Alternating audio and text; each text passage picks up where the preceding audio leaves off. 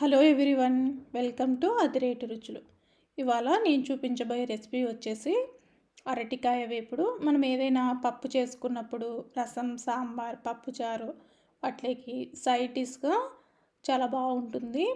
అలాగే ఎప్పుడు చేసినా కరకరలాడేలాగా రావాలంటే ఒక్కసారి ఈ విధంగా ట్రై చేసి చూడండి. ముందుగా ప్రిపరేషన్లోకి వెళ్ళిపోదాము.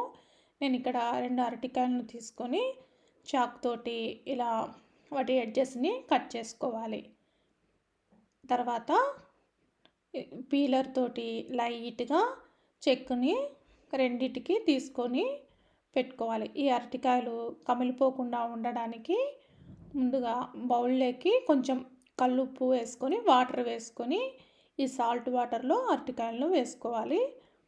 తర్వాత వీటిని మరీ సన్నగా కాకుండా మందంగా కాకుండా ఇలా కట్ చేసుకొని సాల్ట్ వాటర్లో ఉంచుకోవాలి. తర్వాత స్టవ్ ఆన్ చేసుకొని ప్యాన్లో 2 టేబుల్ స్పూన్ల ఆయిల్ వేసుకోవాలి. ఆయిల్ వేడెక్కిన తర్వాత 1/2 టీ స్పూన్ శనగపప్పు, 1/2 టీ స్పూన్ మినపప్పు, 1/2 టీ స్పూన్ జీరా, 1/2 టీ స్పూన్ ఆవాలు వేసుకొని 1 నిమిషం పాటు వేయించుకోవాలి. తర్వాత ఇందులోకి సన్నగా కట్ చేసి పెట్టుకున్న ఒక మీడియం సైజ్ ఆనియన్ వేసుకోవాలి.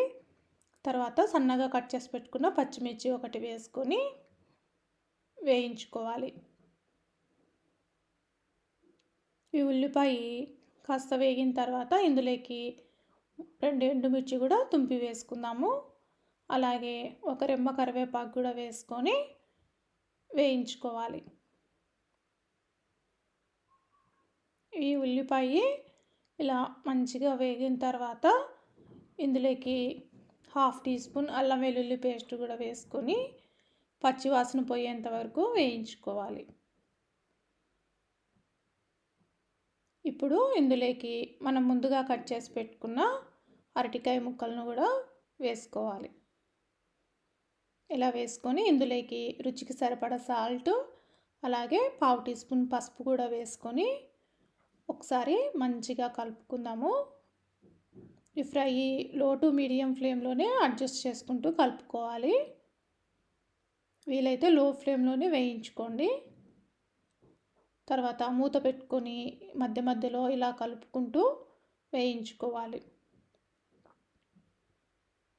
ఇలా వేయించుకొని పూర్తిగా వేగిన తర్వాత ఇందులోకి 1 టీ స్పూన్ కారం వేసుకొని మరొక నిమిషం పాటు వేయించుకుందాం. తర్వాత ఇందులోకి 1/2 టీ స్పూన్ ధనియా పౌడర్, అలాగే 1/2 టీ స్పూన్ గరం మసాలా కూడా వేసుకొని మరొక 2 నిమిషాల పాటు వేయించుకుందాము.